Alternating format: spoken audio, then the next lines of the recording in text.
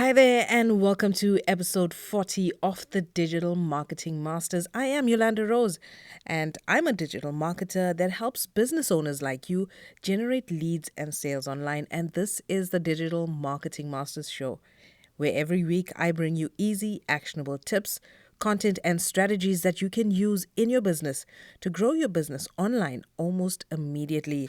So, today on the show, I have the owner of One Click Media, and she's joining us on the show, and she's going to be speaking to us about the various aspects of website marketing and how we can get our business websites on track to get the kind of traction that we need in our business. So, let's jump into that interview with Sami. Okay, Sami, welcome to the show. Thank you so much for having me. It's great to have you on the Digital Marketing Masters, and you are a digital marketer. I am. Okay, cool. Tell us a little bit about your career and how you get started in the industry. Oh, geez. Well, yeah, I have been on my own in my own business for about 2.5 years now.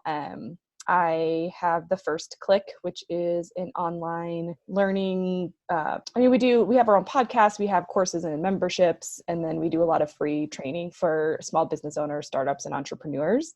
But yeah, I kind of have always been an entrepreneur. I started my own nonprofit right out of college, and then throughout the course of time have kind of been in roles that required me to learn marketing. I don't actually have a degree in marketing. Okay. And so I just continued to learn what I needed to do in order to get to the next step.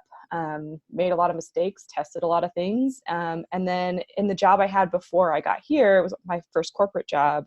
Our marketing director left, and I was just kind of thrown into it, and they said, you just figure it out. And so Okay. I figured it out. I learned how to deal with advertising and PR and all that good stuff. So it's kind of been a lifelong learning process for me. And I just found that the more and more I dove into marketing, the more and more I really loved kind of the creativity about it and the strategy behind it. So Right. But a lot of it is trial and error, especially now with digital marketing. Everything is changing at super speed. So everybody seems to be learning on the job.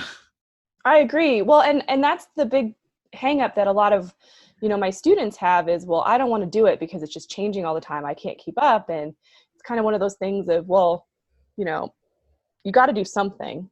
Doing something is better than doing nothing. Yeah. Um, Yeah. Pick what you like to do and start there. Okay, perfect. So you're here today, Sami, and you're going to talk to us about websites and why we need them and Yeah. how can we improve. So I love websites. I think they're really important. It doesn't mean they have to be complicated and overdone. It doesn't mean you have to have all the bells and whistles, but I do believe that every business has to have a website. It's just the nature of the game. People are going to come try and find you, search to see if you're legit. So I highly recommend you have something. A lot of the time I find with my older, more traditional clientele, it's hard to convince them that you got to get online. Even if you're not going to see results right now, but you're building a foundation for the future. Well, and it's just, even if you're still doing a lot of face-to-face networking and that's how you're building your business, people are still going to Google to look up your name to see Yeah. if you're real. Yeah. And so even if it's just a glorified business card, even if it's just a one pager, Mm-hmm. you need to have something. Yes. And you're so right. Just starting to build that foundation for who knows what's going to change in your business. So 3 things that every website needs. I mean, if our listeners out there, they have a website, maybe it's not 100% right now. How can we get them to improve? So 3 things that every website needs to have, and it's really focusing on the homepage because the rest of the pages you can flesh out. Mm-hmm. But when people land on your website, the number one thing that they need to see is the problem that you solve. Because if they don't have that problem, they're not going to buy from you. So it's really in honing in on who is your ideal customer that you want, what is the problem that you solve, and then on your website when they land there, making them feel like you totally get them. We gotta promote.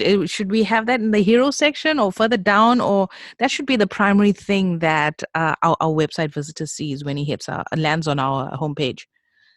Yeah, it should be above the fold, which means before anybody has to scroll, because Mm-hmm. that's what's going to get them where they're going to say, oh my gosh, they get me. I'm going to scroll down to learn more. It should be really succinct and really tight. And one thing that I love to do is once I kind of have some language done, I love to just throw it out to some friends or some other colleagues and say, like, that I think are kind of like my ideal customer, and say, okay, does this resonate with you? Do you feel an emotional connection to this. Because this is the other piece, and I'm sure you mentioned you have some older clients, and I think this has been a big shift that's been happening over the last few years, is that people buy from people that they feel emotionally connected to, or Yeah. businesses they feel a connection to. So it's Yeah. not just about the product. So you need to let them know a bit about your personality as well.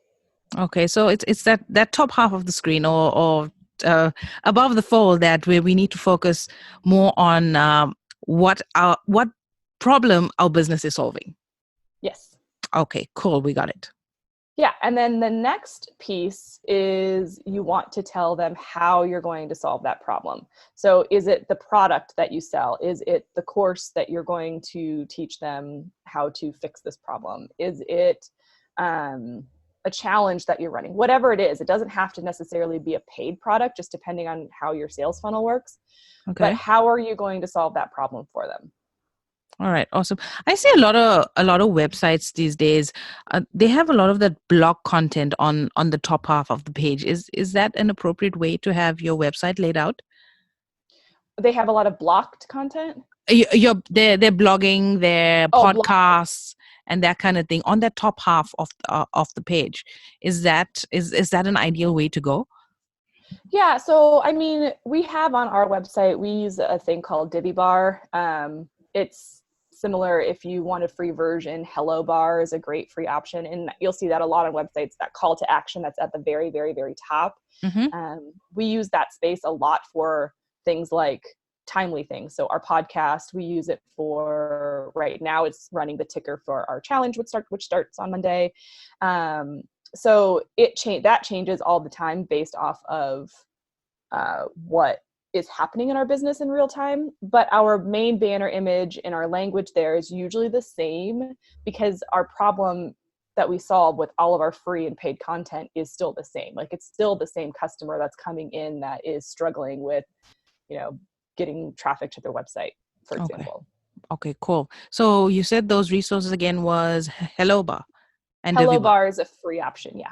Okay, cool. And then when it comes to how you solve the problem for them, again, it's not so much about the technology you're using to do it, or a lot of times we get bogged down in the details. It's more about the results. So you want to think about it from imagine if now you wake up in the morning and your content's already planned for you and you can just get on with your day, or imagine if you wake up in the morning and your knees don't hurt because you had these new shoes that Yeah. worked, right? So you're still kind of bringing in that emotional. It's not just like over 5 days I'll give you 10 tips or what have you. Like, that feels very clinical, and it's more, Yeah, doesn't it's that. actually tell them what they're going to learn. Okay, we got you. So it's that emotional connection, you appealing to their pain.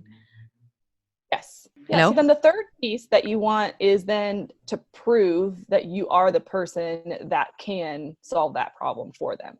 So they know they already agree with you. Like, that's my problem. I got it. Oh, I like the way that you're going to solve this problem, but why do I trust you to do it for me? And Okay, there's lots of and ways that you do that. okay. Yeah, I was going to ask you, that was going to be my next question. How do you, I mean, somebody's sitting on the other side of the world and they're looking at your website. How do you convince them that, you know what, I'm good enough to solve your problem or meet your need? I mean, the easiest one is testimonials. Mm-hmm. Getting testimonials from your existing students, clients, customers. I love video testimonials, and we're working on integrating these into our business. I just think they're super impactful, especially if you're selling a high ticket item. Yeah. Uh, and those don't have to be overcomplicated. I mean, we're recording this podcast on Zoom, and you could literally do the same thing for your video interviews. Just have both of you on Zoom, do an interview style, and have a conversation. Okay. And then pop those up on your website. Those are great. I mean, you can go more polished, but like, we're keeping it simple here. We don't need to overcomplicate things that don't need to be overcomplicated. When you do testimonials, 100%, if you can, always include a photo of Yeah. the person who's giving the testimonial, because All I think right. it just also makes it feel more genuine. Okay. But primarily would want a video testimonial on that front page. If you can. I mean, I think it just makes it feel more personal. Oh, real. Okay. All right. We got you. So Plan A, videos. Plan B, it's going to be a pic. Yeah, with a written testimonial. Yeah. But if a lot of times people don't want to do testimonials or you're working on getting them, the other things that you can do are, you'll see a lot of with software companies, like people are like, these are the companies that we've worked with, or these are the companies that use our software. That's a great way for social proof because people see who is using it. Yeah, the brand. Another great option is to have a little bit about you and your background. So we're not going to do a full bio because you'll do a full bio and lengthy stuff on your About Us page, but you can pull out some highlights about kind of your career, if that makes sense. And then the last two things that I love to see are if in your industry it makes sense to have any credentials. So if you have specific licenses or you're a member of specific organizations, Mm-hmm. those are great to list. I was going to ask you, what happens in the case of startup businesses where they don't really have a long line of customers that are going to give them a testimonial? What would their options be? So when you're first starting out, then for sure, kind of that About Us section, like, so your credentials maybe, and then a few bullet points of how you got into what you're doing. Okay. But when you're first starting out, it's, depending on what you do, give your product or service away to a couple people for free and have that be the thing, right? So I'm going to let you beta test my course. You get everything for free, but in exchange, the only expectation I have is that you give me a testimonial. Oh, perfect. That's a great idea, especially when you're first starting out. And having that really clear up front doesn't make it feel weird later, because you're giving them value by giving them your product for free. Yeah, so And it's so a mutual exchange. exactly. And they're Yeah. usually more than happy to do that. Okay, cool. So those are the three things that we need. Is there anything else that that's really going to make our website and our service and our product really stand out, and to get that website visitor to take the action that you need them to take? Yeah. So consistency in your branding, and I don't want to overcomplicate this either, but making sure that it's clean, making sure that your colors are consistent and that your fonts are consistent. So I always like to, put a file for each client we have that has all of their brand fonts listed, all of their font colors, because if it looks too disjointed and there's 15 different fonts on the website and they're kind of all over the place, like that's a little bit hard to process. Mm-hmm. So just keep that in mind. And then understanding that your audience is scrolling. We're all scrolling. Yeah. So you need to have the most important things that you want people to see need to pop so that it stops that scroll. All right, cool. And what's your thought on having a lot of links on that front page? Is it something that's recommended? In your navigation or on the actual page? On the actual page. So from a basic SEO perspective, for every website page you have, you should have a combination of internal and external links. So internal going from your website to a different page on your website, and Yes. external going out to other websites. And I know that feels a little counterintuitive. Why would I want to send people out? Mm-hmm. But it's just a whole thing of really letting the search engines understand and kind of build that web of what you do Okay. and how you do it. So you need to be really thoughtful. And I don't typically have external links on my homepage. But yes, having links where they make sense is fine. I wouldn't go crazy, but I think it's all about the quality of what you're trying to do and how it impacts that sales journey. So, Sami, do you have anything more for our listeners out there? Yeah, I just say keep it simple and don't overcomplicate. Your website's never going to be done. I say this all the time and people get real frustrated with me, but it's Yeah. never done. Yeah. Because as your business grows, as your products grow, your content grows, you'll always be adding and updating. So don't feel like don't put this in your brain that it has to be done before you can promote, or that you can't continually improve and update. Don't go crazy with it, but I think you get where I'm coming Yeah, with that. of course. Sami, you mentioned something about a challenge or something coming up soon. You want to tell our listeners a bit about that? Well, I don't know when this episode is going live, but we do have a challenge that starts on Monday, which is September 23rd. Okay. But we do have a free Facebook group called the First Click Community. And that's really the best place to go. We do free trainings in there on a regular basis. And whenever we have challenges coming up, we always announce them in there first. Okay. So that's the best place to kind of stay up to date on options for learning with us. All right, cool. I'm gonna put that link in the show notes for our listeners who are keen to jump into your community and hopefully learn something from you. I appreciate it very much. Okay, cool.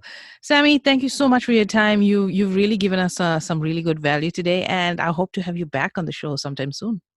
I would love it. Thank you so much. Thanks, Sami. You have a good day.